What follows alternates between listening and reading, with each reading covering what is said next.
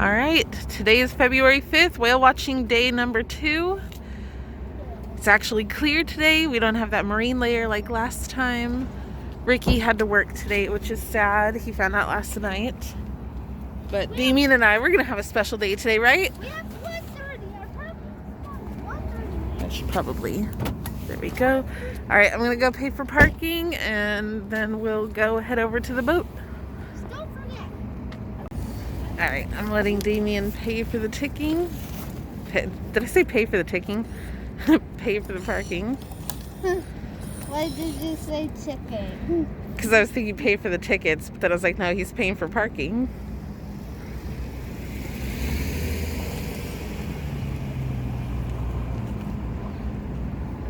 Is it not working? Try it again. It won't access. All right, so I know it's the one because the lunchbox doesn't on. either we're the first ones, or they already let people on, or it's just gonna be us and like 2 other random people. So it'll be like our own little private tour. What do you think? Oh my god. Our own little personal whale watching tour. So cute. It's so little. This is so cute. If this gate were open and we could go swimming there, Oh, look, it's coming back. I would swim to that. It's so tiny. It's like 6 Stingray. inches. I just Stingray. Yeah, where did it go? It went behind the pole and I can't see it anymore. Oh, there it is. It's swimming that way. All right, slowly but surely the boat is heading out.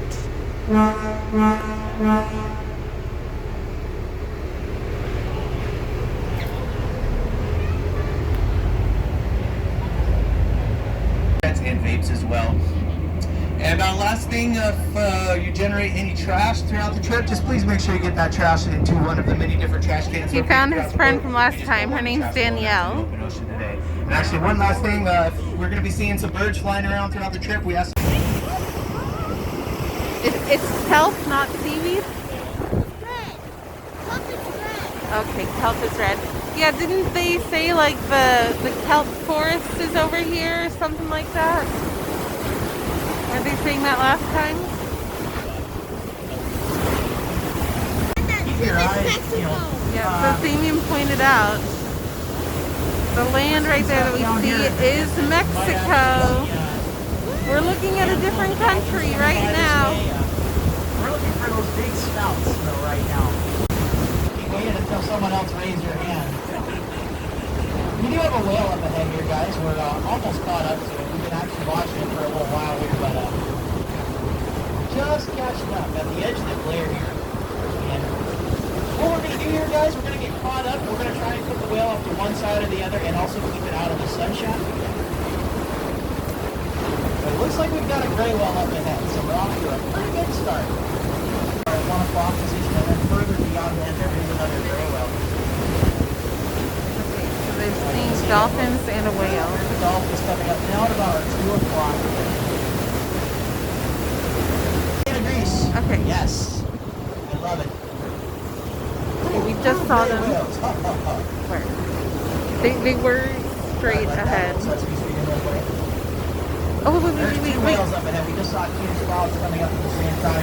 And there's dolphins in between. Oh, the dolphins are going to come over to us. We're going to have dolphins at the front of the boat to start with.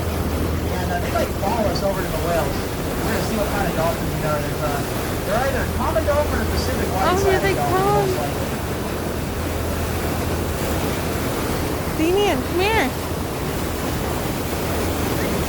There might be some sea lions. Yeah. See, the sea lions and the Pacific white-sided dolphins get along really famously around here. What's down? I'm right up in the front of the boat right now. Oh my goodness, we've got a nice little product. A lot of dolphins here. We're gonna start now.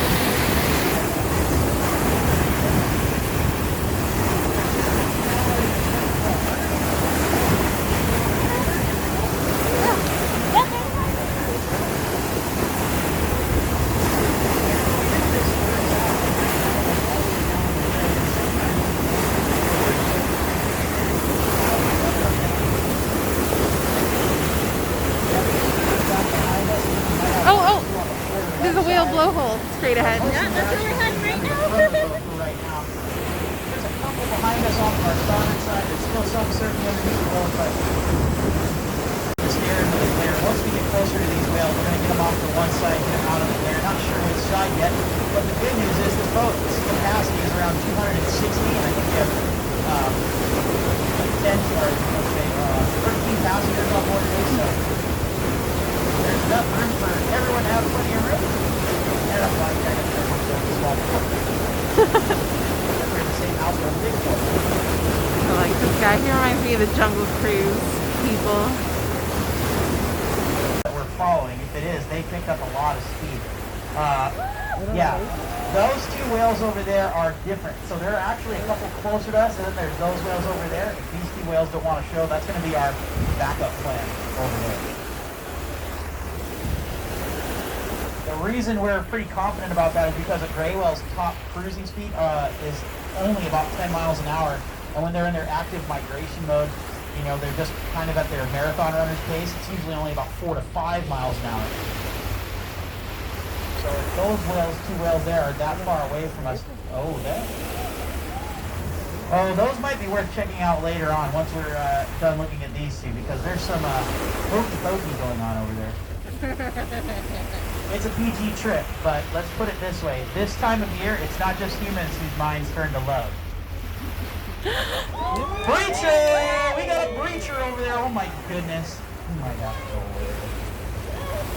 As soon as we're, the thing is right now we're following these other two whales right here, and they are close, and in order to follow good whale watching practice, we have to make sure. Did you see the whale jump out of the water? Even if we wanted to leave right now. I don't see it. Okay, so look towards the... Oh my goodness, it's a flying pickle. Did you see it, Damien? Did you see that one? Yeah, just look over towards the islands. Flying pickles. I guess we're flying.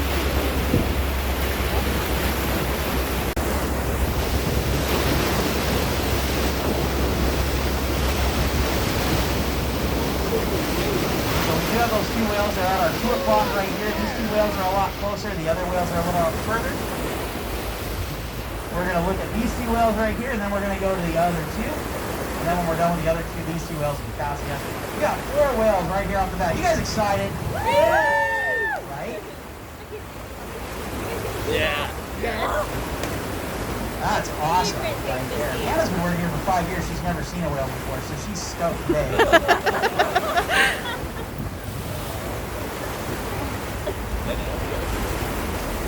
Little tail fluke right there, but not a full-on dive. I expect to see at least 1 or 2 more breaths. One of the whales just under the surface and ready to come up. I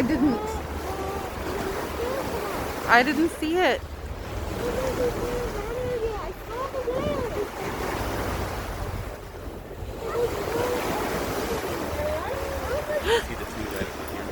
Yeah, one of them just did. Yeah.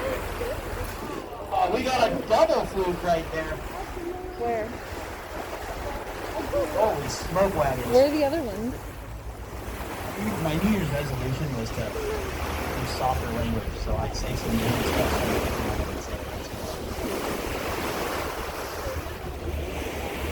So those were 2 gray whales there, 2 big ones right there. I think the lower end size estimation for those two would be about 35 feet, upper end 40, making them probably about 30-ton animals.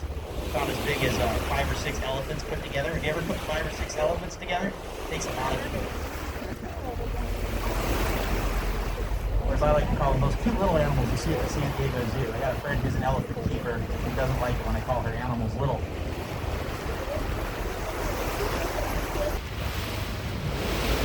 So there's a bird over there. That is a gull. Now when we're out in the open ocean, we call them seagulls. And when we're back in San Diego Bay later, we call them bagels. Oh, Damien's favorite too. Also see a lot of different birds out here. Cormorants, shearwaters, brown pelicans, sturge scoters, grebes.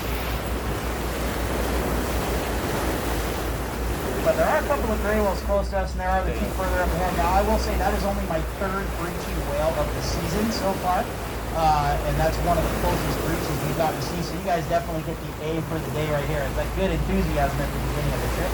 For being that lucky guy or down at the bar.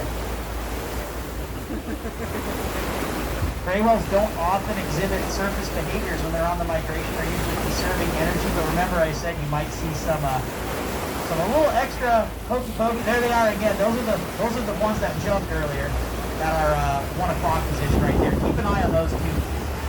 So the way they're kind of rolling around, I keep my eyes over there because I think what we have with those two is we have a male following the female around, and the male is rather excited about that. It's not quite romantic yet. I'll tell you a little bit about whale points.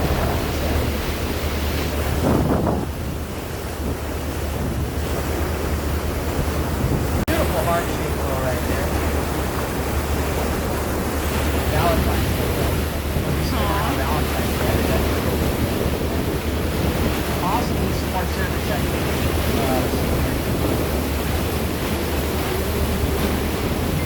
Oh, they're over there.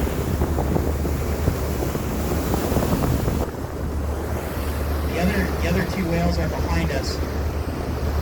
So we have whales up in front of us between our 1 and 2 o'clock, and 2 behind us between our 4 and 5 o'clock.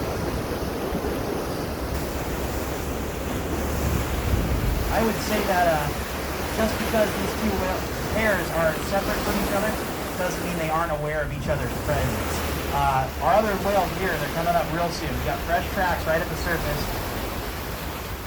Hard kick. You see those slick spots right there? When those slick spots are fresh, the animal's already 2 or 3 body lengths away from that point.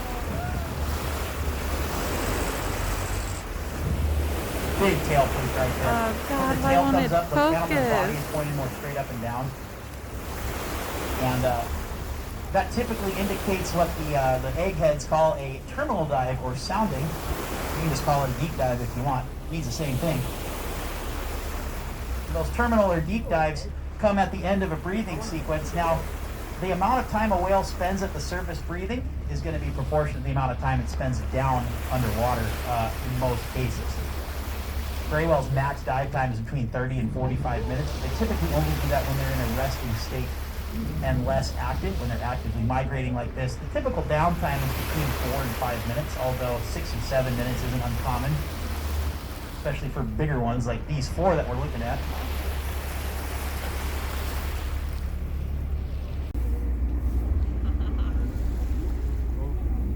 Well, back in the 1970s, down in San Ignacio Lagoon, there was a man named Pachico. Pachico was a fisherman with a small panga who worked hard to feed his family and make a living by fishing out there in San Ignacio Lagoon. And one day he's out there fishing, trying to make a living. Fishing got very difficult in Mexico during the 70s because of overfishing over a decade prior. And one of these gray whales that he remembered from his childhood as a devilfish stuck its head inside of his boat. He was very afraid at first. He was like, what is this thing doing? So he grabbed the only weapon he had at his disposal, his scrub brush, and tried to push the whale out of his boat. All he found out was that whales love being brushed on their bellies with a scrub brush. It sounds extreme, but after a few days of encounters like that, what Pachico realized is that these animals were actually very, very gentle. And on top of that, there was the possibility to take people out and see these whales up close and personal. And that's how the friendly gray whale reputation was born. It's how gray whale watching in Baja got founded. And his tips, tricks, and techniques spread to the different lagoons throughout the area. And it was those tours that inspired the first conservationists to go down there and protect the habitats these gray whales enjoy during the winter time. In fact, Mitsubishi, oh, here they come, right close to the boat here. Oh my goodness, we're closer. The gray whale habitats down in San Ignacio were nearly destroyed by a large salt mine Mitsubishi wanted to build. They didn't realize the potential of that habitat for the gray whales. The Mexican government was convinced to step in and intervene and declare the area a heritage site. And now it's part of the Vizcaíno biosphere. Yeah, there's a little roll of the tail right there. I'd be watching right now. I'm going to turn the mic off. This is going to be cool.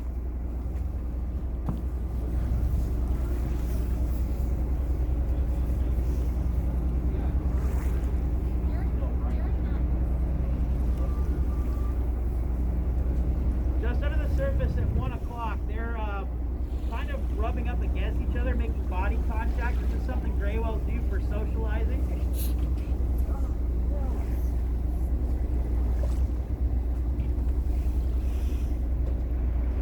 That roll right there was one of the whales going on its side Shoot. Where is it?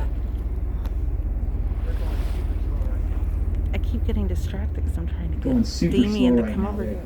They're actually kind of initiating physical contact. Now that doesn't necessarily mean romantic. This is something these whales do platonically as well. You can imagine they don't have hands, so if they want to high five or hug, they just kind of have to do it that way. They don't have arms. But again, this isn't a permanent grouping. These two whales, once they get where they're going, as soon as their agendas change, they could split off and possibly never even see each other again. But you keep missing them. They keep coming up, and you're not seeing them because you're eating Cheez-Its. I have seen them. I have been looking in that direction while I was eating Cheez-Its. They're really close. Fresh footprints. So you see the fresh footprints? Now look about 60 to 90 feet in front of those. Draw a line through those and then look 90 feet in front of the end. And that's where those whales are right about. Their course is bending out a little bit towards the Coronado Islands there. The ancient Hawaiians called these footprints the puka, or hole in the water. And the idea was that if you were to jump through one of those, you'd be taken to an underwater city where whales lived. The ancient Hawaiians believed that the whales of their area, the humpback whales that lived in Hawaii in particular,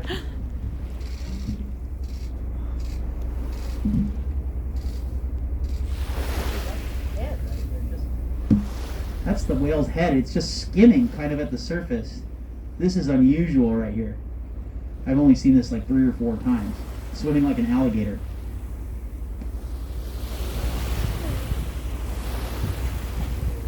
Oh, man. Wait, is that orange thing? That's the whale right there, Damien. Orange? It's not orange.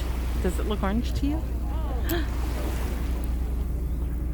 in there. I saw the fins that look orange. Yeah, look, I think it's floating there. I can't tell.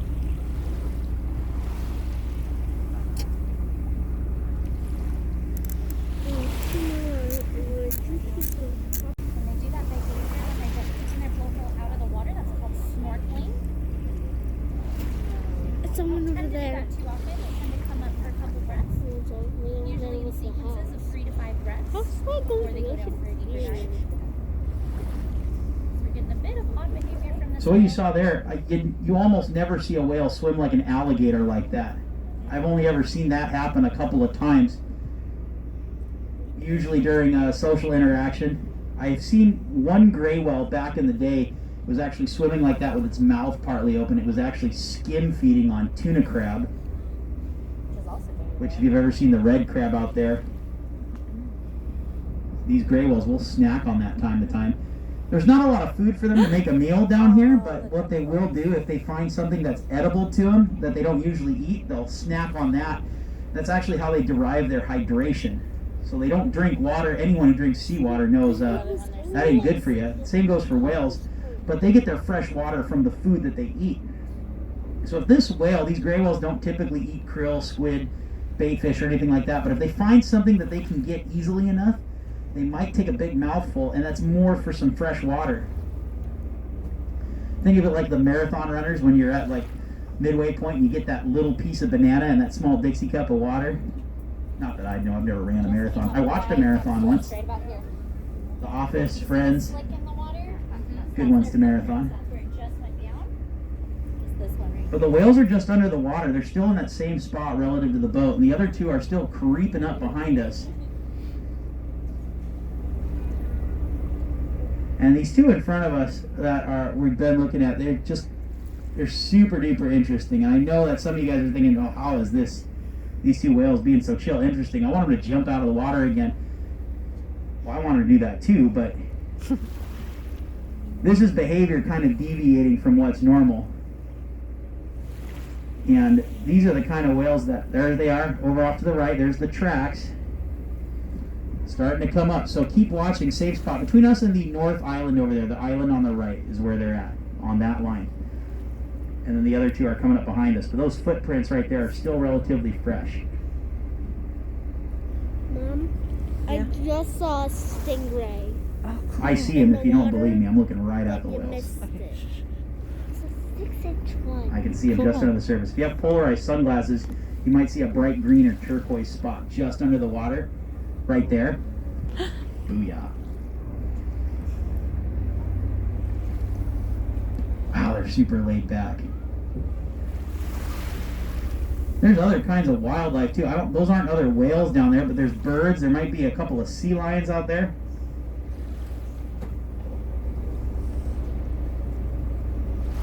Yeah, so they're kind of being very laid back right now. But you can see the way the water is churning right there at the surface. Swimming very shallow, moving from side to side. The way these whales court is very interesting. It sounds creepier than it actually is because we're applying this to whale logic, not human logic. But a male whale, males tend to be about 5 to 10% smaller than the females. So the largest females tend to attract the most attention. And the males just kind of follow the females that they like around. A male that's ready to mate will follow a female that it likes until the female, she not necessarily decides that he's Mr. Right, but he's Mr. Right there.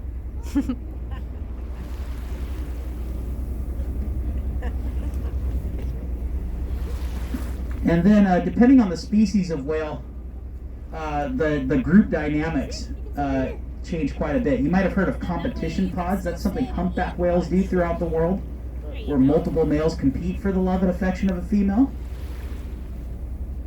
And then there's the gray whales, which are a lot more cooperative. And females will take on many dating partners during their migration to maximize their chances of conceiving a baby. And the reason for that is because these female whales, they're making that 12,000-mile round-trip migration every year. And they have to make sure they get pregnant when they want to become pregnant. It's actually very important to them that they become pregnant in a specific location at a specific time of year, and they do have that season. They go into what's called estrus. Unlike the dolphins, like the dolphins we saw earlier, they can have their babies any time of the year, like humans. You just taught me something new today. I had no idea. It's important for the baby to be conceived at the right time of year so that it's born at the right time of year. These gray whales want to give birth in the spring so they can raise their babies when the water is warm. They want to give birth to the babies in those lagoons down in Mexico. There's a nice kick of the tail right there. Remember, there's more than one. Definitely time to keep watching. It did that kick just like that one before it jumped out of the water last time. Not saying that's going to happen. Trap right here. See it? Oh, it's a lobster trap.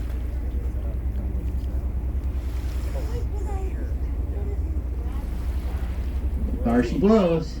We're close enough now where you can hear it. Now this one is very gregarious. That's another one of those vocabulary words for those of you studying for the SATs.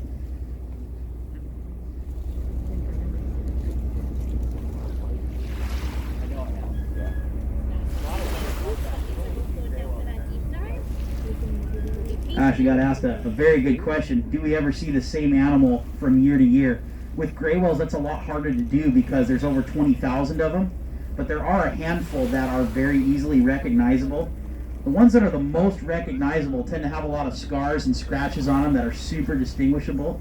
The same techniques we use to identify humpback whales, you can use the underside of the tail fluke, but because there's so many gray whales coming through the same spot year after year, it's really, really difficult because of all the data that would be involved, and just trying to recognize them from year to year without the help of computer programs and algorithms is a daunting task. But there are a couple. There's one gray whale in particular that only has half of its tail. It's missing the right fluke because it was ripped off by killer whales when it was a baby, and that whale is still alive today. She's absolutely massive, a big old 45-foot long female. I saw her breach once, and she blotted out the sun. It was insane. And there's another female gray whale that we call scarback, who actually comes down from a very small population of 150 that summers in Depot Bay, Oregon. Doesn't go all the way up to Alaska. Part of what's known as the Southern Feeding Aggregate. You don't have to remember that. You just got to know that Depot Bay, Oregon has 100 to 150 gray whales every summer. I think I saw something, but I don't And know. scarback is one of them. Scarback has a scar on her back, well, obviously, but it's not just a little scar. She has a hole in her side bigger than one of our life rings caused by a Soviet-made exploding harpoon gun. Modern industrial whaling in the late 70s, early 80s was brutal. They used grenade-tipped harpoons that were designed to penetrate under the blubber and explode, damaging the internal organs and killing the whale faster. But that particular grenade tip didn't go down far enough into Scarback's blubber layer, and she was actually not only able to survive, she's still alive today and has had multiple calves. We see her roughly every 2 or 3 years here off the coast of Southern California, and she's very distinguishable.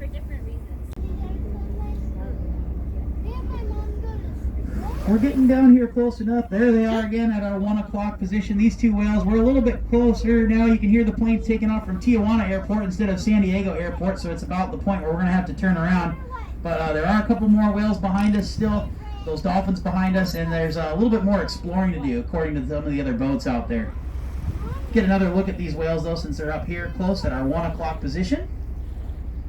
This might be our wave goodbye from them, so if you got your cameras or phones up, be prepared.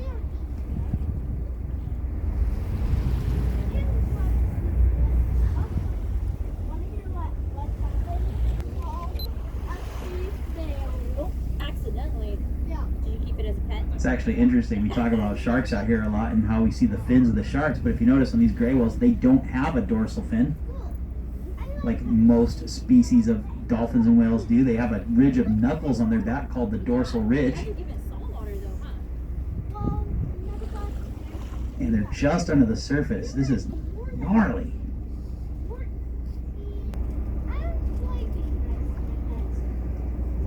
How about a round of applause for these whales, guys? Isn't that awesome? Good way to start the trip right there. I'm glad we got to see a couple of breaches. I wish we'd been closer.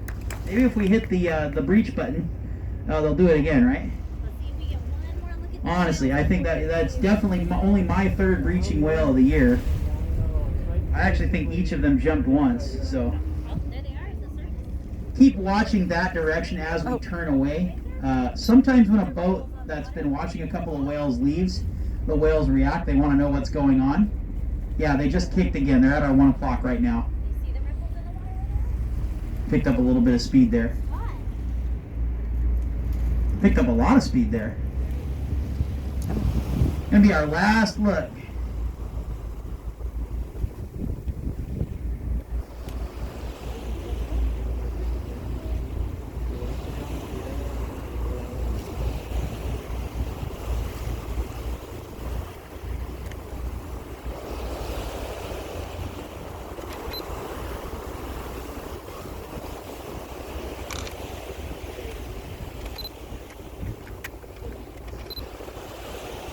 You guys know how whales sleep? Waterbeds. That's a lot funnier than the actual answer, which is unihemispherical bifurcation.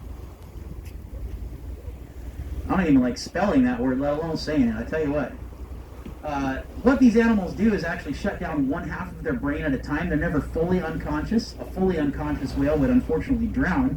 So in order to sleep, these animals have to be hardwired so that they shut down 1/2 of their brain at a time, leaving them just conscious enough to come up for air, come up for breaths, navigate the ocean and look around for danger, but in a restful enough state to get their brain the rest that it needs. Humans and a lot of terrestrial mammals, we are what you call autonomic breathers, so when we're unconscious or sleeping, we actually still breathe. But these whales come up for air and voluntarily take a breath the same way we take a drink of water. We decide we are thirsty, we are ready for water, we pick up our glass, you take a drink, you get the idea. It's usually water anyway, right? And then these whales are doing the same thing. They say, okay, I'm ready for air, come up for air, take that breath. Scientific evidence suggests these animals can go a long time without sleeping, and that whales with calves will go sometimes weeks, possibly months without sleeping. That's our wave goodbye right there. These whales are super laid back and chill. Somewhere between us and that sailboat at about our 8, 9 o'clock, there are the other 2 whales behind us. Is that Mexico? They're going quite a bit slower. Or are we going back home? Accelerated. The sailboat's been following them. Apparently these 2 whales here stopped, and he's been just kind of sitting over here. They've been being a little laid back as well. And just their wig, and you see that heart-shaped glow there really good. And we're going super slow. The whales turn and actually turn towards us and are pointing towards us. So as they keep doing this, we're going to have to go to a full stop. Try to get out of their way first here. One of the things about going whale watching, anyone can go out whale watching in their own boat. There's no permits that you have to get. But going out with the experts like the captains here on the Marietta, especially Captain Charles here, having captains that know how to observe those whale watching guidelines, super duper important. There's a double fluke again right there. These whales are more in sync than a boy band. They're on our port side right now. We are going to have to turn at some point. I think they'll stay on the port side. Jellyfish on that side. We have to be respectful of this other sail. Whale watching tour as well.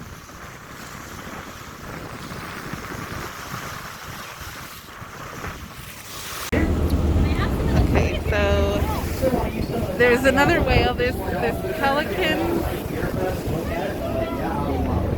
Okay, where's the whale? I'm holding my purse. Okay, I'm gonna unplug my phone from the charger and put the purse down. Oh, and I'm gonna grab my sunglasses. Okay, hopefully that doesn't fall over.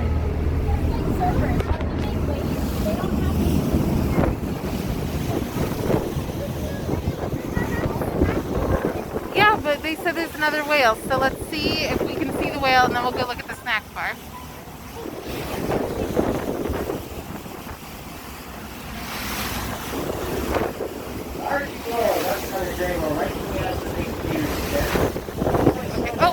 Oh, it's over there. 5 whales today. Here, I'm gonna go forward.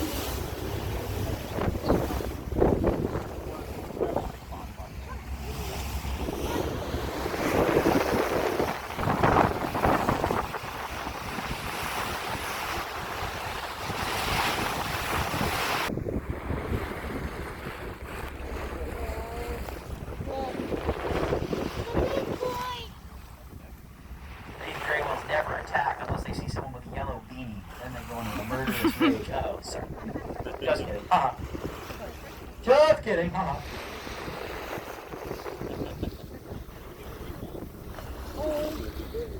If that was true, he would be in big danger, right? If the whale held its course and speed, which is an if, not a guarantee, but it would be on the left side right now, and odds are very, very good it's already on our left side. There is a fresh footprint coming up at our 10 o'clock position. Can you guys see it? See that slick spot in the water at our 10 o'clock? The whale is between our 9 and 10 o'clock right now, between us and that pair of islands over there, between us and the South Island.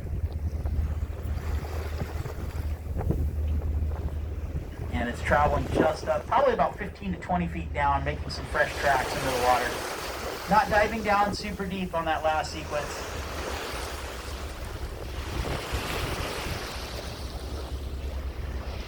There she blows, right where we told you it was going to be. Should do this for a living. I saw it! You got to see it? I saw the water thing, the whale was right there! This is a single whale here, so when we encounter gray whales, it's most often a solo whale like this one. It's not that it's loved any less than the other ones, don't worry.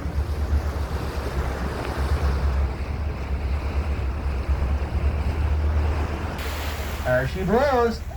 This is a whopper right here. It's close. We're going to get a really good look at this whale. Going to give it one more sequence, and then we're going to let it go and continue on our way here, guys. It's straight ahead, get some Damien. good looks. This is going to be our last one. It's going to be one of our best looks of the trip. It's right there.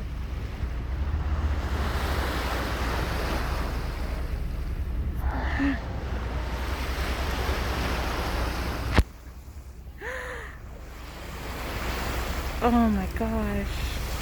Wasn't that cool? Yeah. He just died. And that's going to be our wave goodbye right here. That whale is down on the dive. It's going to be down for a few more minutes. And we're going to continue on our way. Try and find you guys some dolphins. You can see that really clear footprint from that hard kick in the tail. Oh my god, that was amazing. As we turn this direction, you can really see that up close. The width of that footprint that it becomes, so it gives you an idea of how wide the tail is once it's fresh too. That's the footprint. Look at that. See that circle of water where it looks a little bit smoother than the rest of the water? Yeah. Yeah, that's the footprint that they talk about that happens when they're swimming and they're moving their tails. That's the really effect. what they look like. The humpback whales give off absolutely massive Wait, footprints so the compared to their size cause of because their that tail is is so the wide. whale pushing its head. Yeah, And that's the effect Actually, is keep that watching here. See how circle. that other Uh-huh. one popped up right there?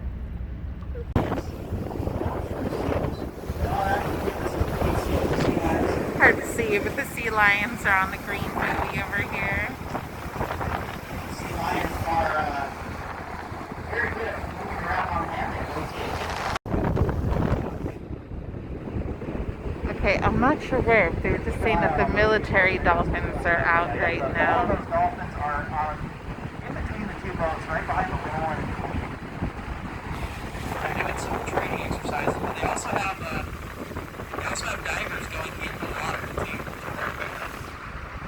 I think he said they're between these two boats. Human divers recovering equipment. Am I wrong? This is really cool.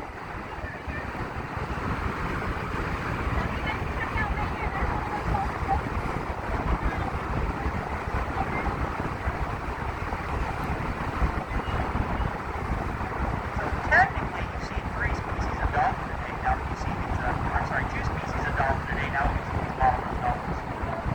White sides are the only ones that we missed.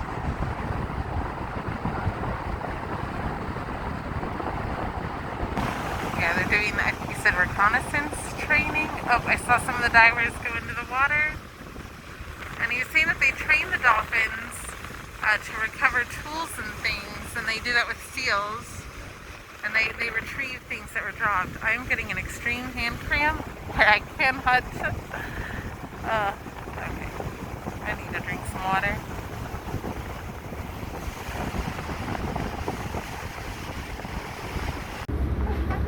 All right, we're pulling back up. Just It's one last like reminder, 1 too, o'clock. as we pull back into the dock, make sure you have your masks on, please, covering your nose and mouth as we disembark.